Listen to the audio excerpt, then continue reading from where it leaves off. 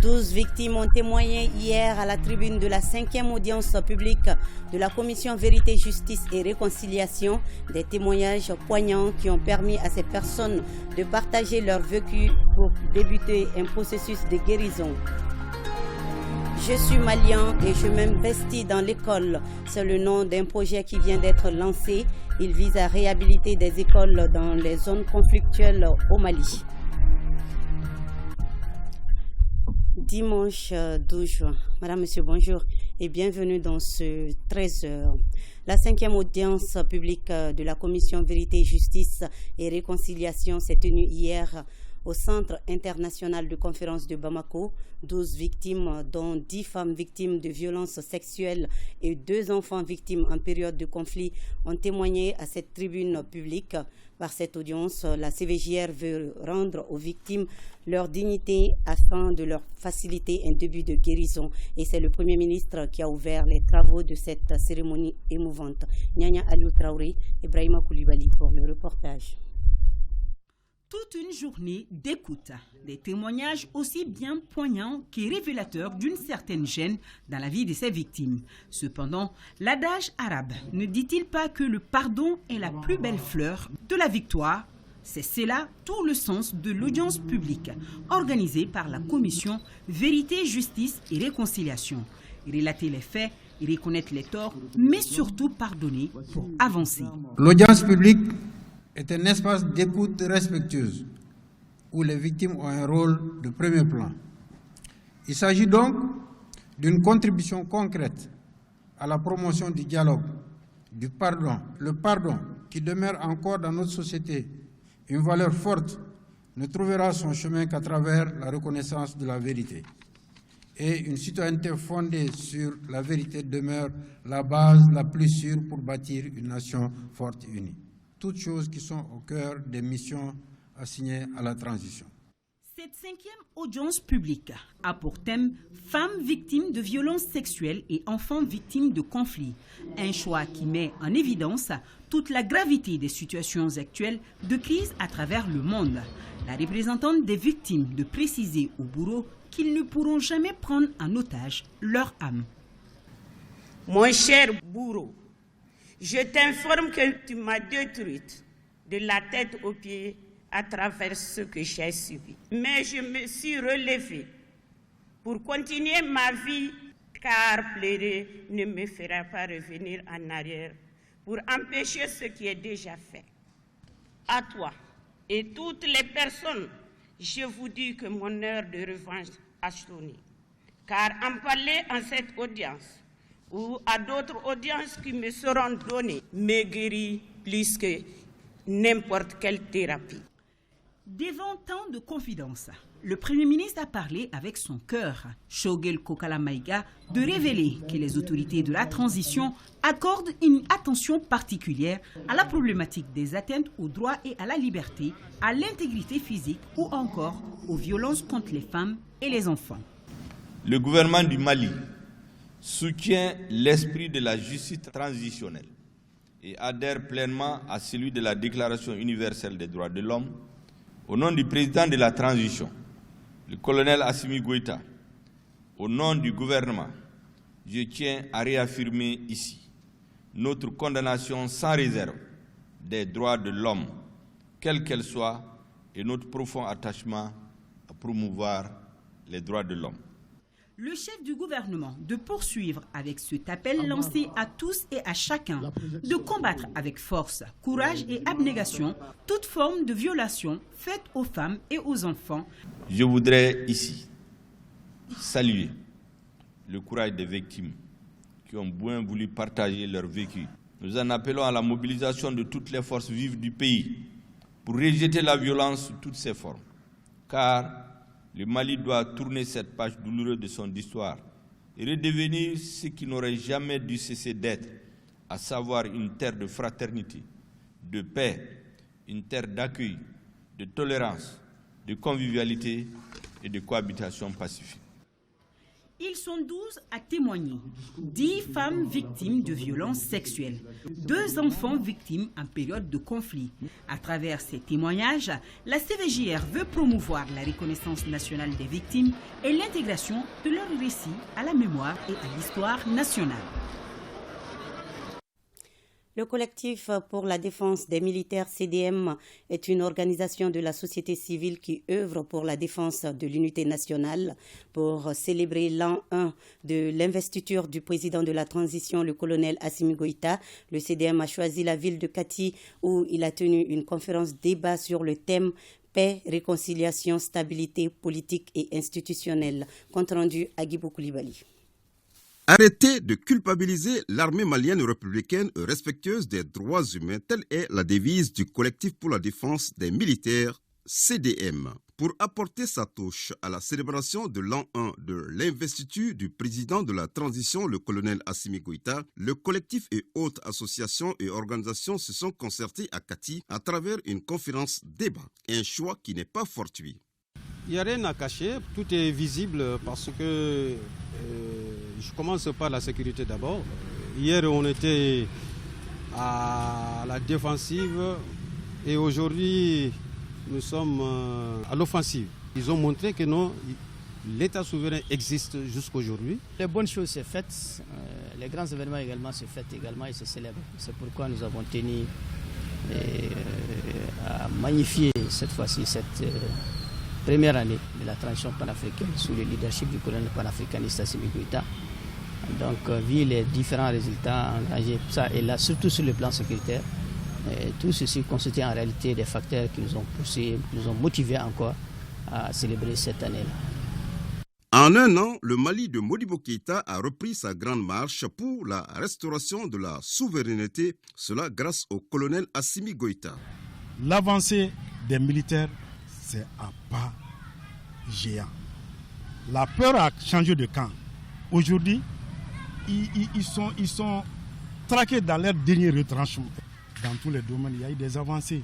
C'est une façon de faire résumer un bilan à mi-parcours, donc pour soutenir là où nous sommes et pour inciter les Maliens à se donner la main, à soutenir cette transition. Donc, ce qui m'a plu dans l'idée de cette conférence, aujourd'hui, le Mali a besoin de tous ses fils. Où que nous soyons, nous devons être mobilisés comme un seul homme pour être derrière son Excellence, le président Assimi Goïta, président de la transition, chef de l'État, chef suprême des armées. Donc tout ce que nous sommes en train de vivre aujourd'hui et de faire aujourd'hui, c'est sous son leadership.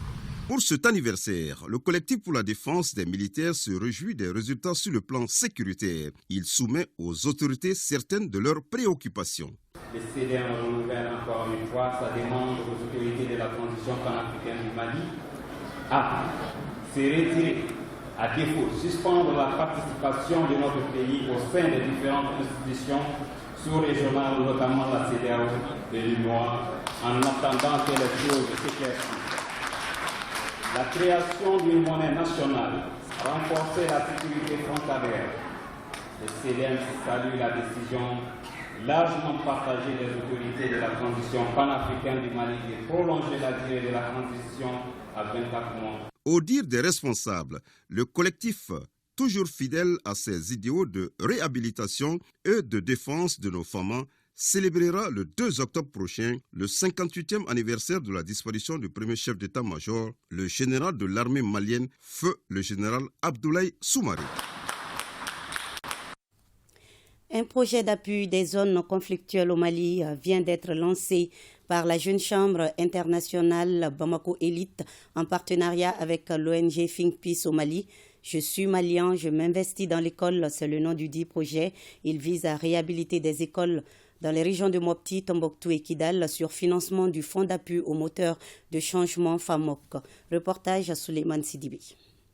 Le tout premier projet conjoint de JISAI Bamako Elite et son partenaire l'ONG Think in Peace débute dans 3 régions du Mali, à savoir de Mopti, Tombouctou et Kidal.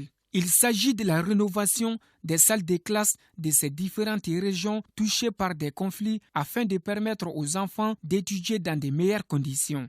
Il s'agit, à travers cette initiative, d'apporter un appui à de petits projets qui sont le plus souvent liés à la rénovation, à la réhabilitation d'infrastructures communautaires, en plus de la rénovation des infrastructures éducatives qui donnera un cadre propice à l'éducation des enfants au sein de la communauté.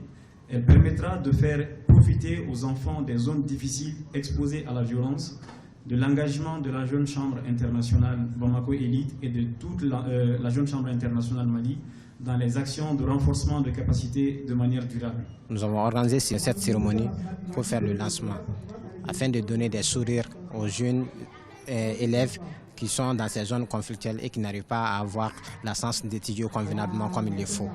L'objectif est de sachez, c'est que les jeunes qui sont à la maison sans pourtant étudier, qu'ils puissent avoir la chance d'étudier.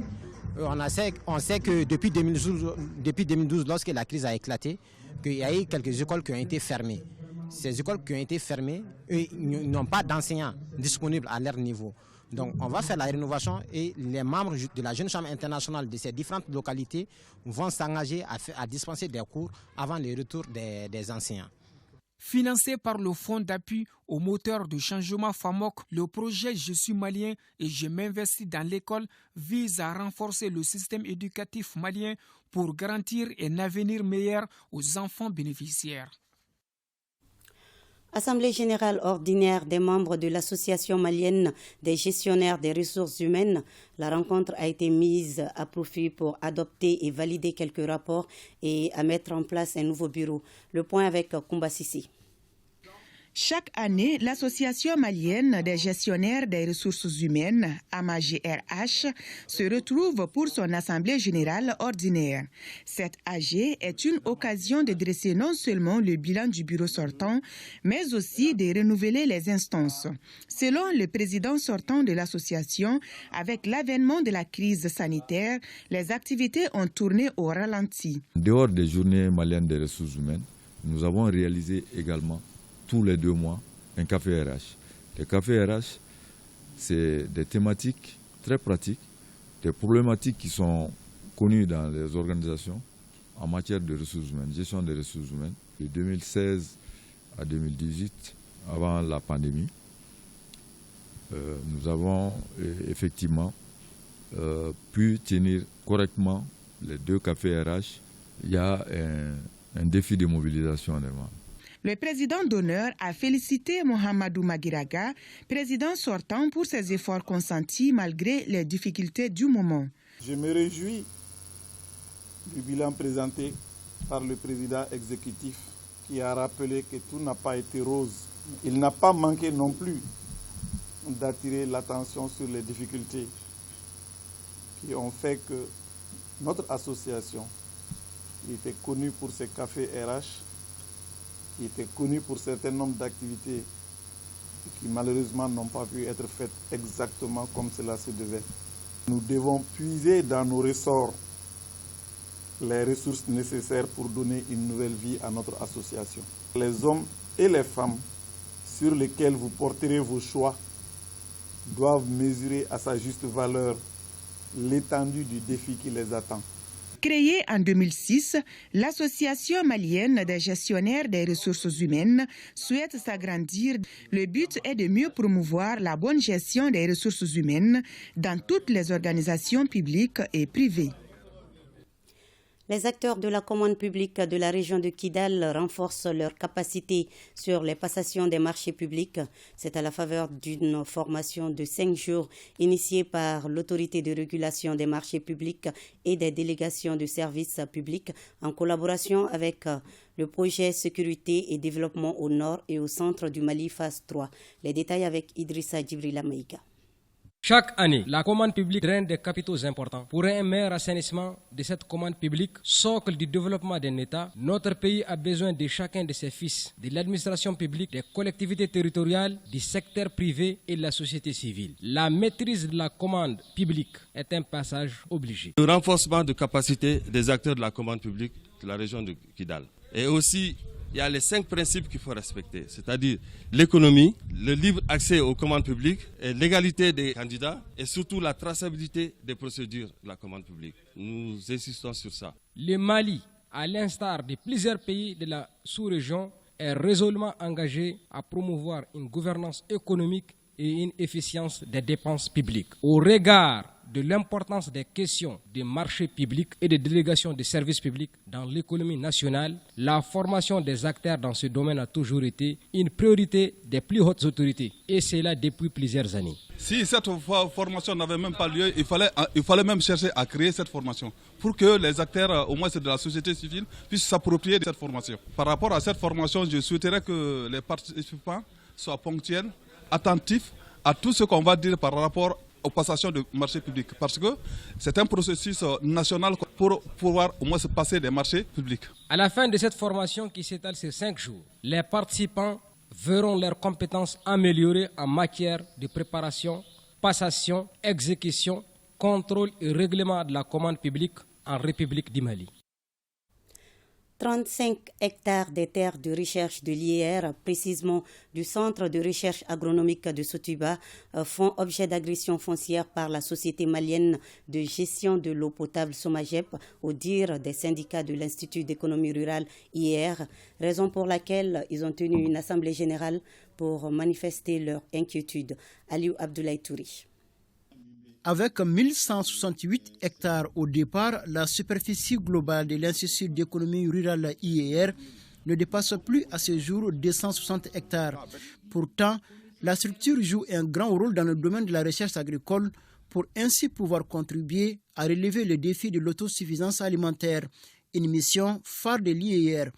Aujourd'hui, l'IER fait l'objet d'agressions foncières qui rend impossible la bonne exécution de cette mission d'intérêt national. L'objet de la présente cérémonie est d'informer l'opinion nationale et internationale sur les menaces d'agression foncière sur les terres de recherche de l'IER de manière générale et actuellement sur le domaine du Centre régional de la recherche agronomique de Sotuba qui justifie la présente cérémonie. L'atteinte des objectifs en matière d'autosuffisance alimentaire passe nécessairement par des centres de recherche agricole et cette agression foncière des terres de l'IER par la Somagep risque de porter un coup dur à la recherche agricole au Mali, mais aussi de freiner le développement agricole. L'outil de travail des chercheurs, c'est la terre. Si on veut nous exproprier de nos terres, on n'a pas d'outil de travail. Si toujours on est agressé, on est inquiet, ces terres-là, c'est pour tous les Maliens, pour assurer l'autosuffisance alimentaire. Nous avons vraiment une gamme de types de sols ici. Une partie seulement expropriée, ça nous ampute la possibilité de faire des explorations pour telle ou telle localité du pays. Prenons le cas concret des dromadaires qui sont sur la partie de terre qu'on appelle Tchénindje, qui est convoitée aujourd'hui par Somagep. Si nous ne sommes pas à même de conduire des expérimentations sur les dromadaires dans cette localité, ça veut dire que tout résultat que nous diffusons sur les dromadaires pour les localités de Tombouctou, de Kidal, c'est des trucs biaisés. Les chercheurs de l'IER avertissent s'ils ne seront plus en mesure de conduire sur ces terres des expérimentations en matière agricole, l'avenir dans ce domaine sera incertain au Mali. Quinzaine de l'environnement dans la commune urbaine de Taoudéni à Attila, des arbres ont été plantés et des matériels d'assainissement remis aux populations par les autorités locales. Le but est de les amener à prendre conscience des défis liés à l'environnement. Au RTM Taoudéni, le reportage de Chirfi Moulay Aïdara. Pour cette 23e édition de la célébration de la quinzaine de l'environnement dans la région de Taoudéni, c'est le village d'Attila qui a servi de cadre pour les activités. Faut-il souligner que la quinzaine de l'environnement est une opportunité pour informer le grand public sur les enjeux et défis liés à la prévention des ressources limitées de la région de Taoudéni est une aubaine pour préparer les populations à se relever de la sécheresse. Les thèmes retenus cette année sont, pour la journée mondiale de l'environnement, le 5 juin est une seule terre. Et pour la journée internationale de lutte contre la désertification et la sécheresse, le 17 juin est se relever ensemble de la sécheresse. Au nord, on observe une progression alarmante de la désertification avec un risque majeur d'ensablement du fleuve Niger, des mares, des cours d'eau et des lacs. Le slogan de cette année, une seule terre, est donc un appel à la mobilisation pour la préservation des ressources limitées. Pour contrer l'avancée du désert, les plantations s'avéraient nécessaires. Il faut qu'on se donne pour planter. Parce que l'avancée des dunes est une réalité. Le changement climatique est une réalité. Nulle part ne peut donner de bons exemples que nous. Parce qu'on est très affecté par l'avancée du désert et le changement climatique. Et ici, aujourd'hui, nous avons proposé de reboiser 1 hectare de cassia Sénégal, le gommier, et avec 400 arbres, et puis la protection de ce jardin avec 800 arbres, pas de le prosopis julifolia. Les autorités locales s'engagent à accompagner les efforts de lutte contre la désertification et à vivre dans un cadre assaini. Aujourd'hui, force est de constater que l'environnement n'est plus le ressort des seuls spécialistes, mais plutôt une préoccupation de l'ensemble des acteurs. La célébration de cette quinzaine nous appelle à prendre conscience, environnementalistes, collectivités, société civile et État, pour changer positivement et s'engager dans une dynamique, voire une politique volontariste de protection de notre environnement. Plantation et remise des plants d'arbres et des matériels d'assainissement ont mis fin à la cérémonie. Et déjà 30 ans de carrière musicale pour l'artiste chanteuse Djeneba Seck. Vendredi soir, elle a offert un concert inédit au public bamakois, placé sous le signe de la paix et de la réconciliation nationale. Ibrahim Kaoukonate et Aruna Diarra étaient de la partie. 30 ans de carrière dans la vie d'une artiste, ça se fête. Djeneba Seck, célèbre artiste chanteuse, prêcheuse, commémore ses 30 ans de carrière dans la musique. Pour ce faire, elle a entamé une tournée nationale et internationale pour dire merci à ses fans et véhiculer le message de paix et de cohésion sociale.